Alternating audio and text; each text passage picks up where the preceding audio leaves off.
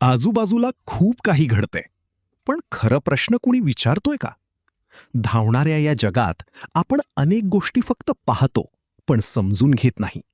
युवकांचे प्रश्न, बदलतं जग, तंत्रज्ञान, समाज आणि आपल्या आयुष्यावर होणारा परिणाम, या सगळ्यांवर मनापासून चर्चा करणारा एक आवाज. चर्चेचा विषय. हजारो मुलं दरवर्षी पुण्यात येतात, मोठी स्वप्न घेऊन. कोणाचं UPSC तर कोणाचं MPSC. छोट्याशा खोलीतून सुरू होतो त्यांचा संघर्ष. स्वतःचं भविष्य बदलण्याचा एक हट्ट असतो. रात्रभर अभ्यास, झोपेचा त्याग, कारण घरच्यांच्या आशा त्यांच्या डोळ्यात असतात. पण अचानक काहीतरी बदलायला लागलं. ज्या मेसमध्ये 50 रुपयांत जेवण मिळायचं त्या बंद पडू लागल्या. महागाई इतकी वाढली की अनेक विद्यार्थ्यांसाठी 2 वेळचं जेवणही कठीण झालं. फोनवर आईला मात्र तेच सांगितलं जातं, मी ठीक आहे, काळजी करू नको. अभ्यासासोबत आता नोकरी शोधणंही भाग पडलंय, कारण पुस्तकांपेक्षा आधी पोट भरावं लागतं. काही मुलं आता कॅफेमध्ये काम करतायत आणि दुसऱ्यांना अभ्यास करताना बघतायत. रूम भाडं, क्लास फी, जेवण, प्रवास, महिन्याचा खर्च आता स्वप्नांपेक्षा मोठा झालाय.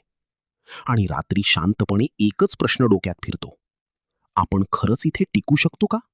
पुण्यात स्वप्न घेऊन आलेली ही मुलं आज जगण्यासाठी संघर्ष करतायत.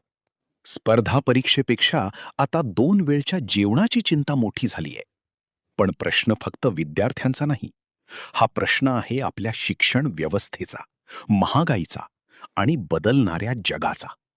युद्ध हजारो किलोमीटर दूर होतं, पण त्याची झळ आपल्या मुलांच्या ताटात कशी पोहोचली? उद्याचा अधिकारी आज कॅफेमध्ये काम करत असेल तर खरंच चूक कुणाची आहे? आणि सर्वात मोठा प्रश्न, स्वप्न बदलली आहेत की परिस्थितीने ती बदलायला भाग पाडलंय?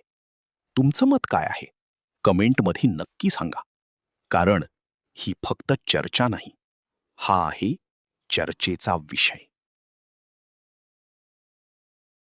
मराठी कॉन्टेंटसाठी आताच आपल्या चॅनलला सबस्क्राईब करा आणि बेल आयकॉन प्रेस करा.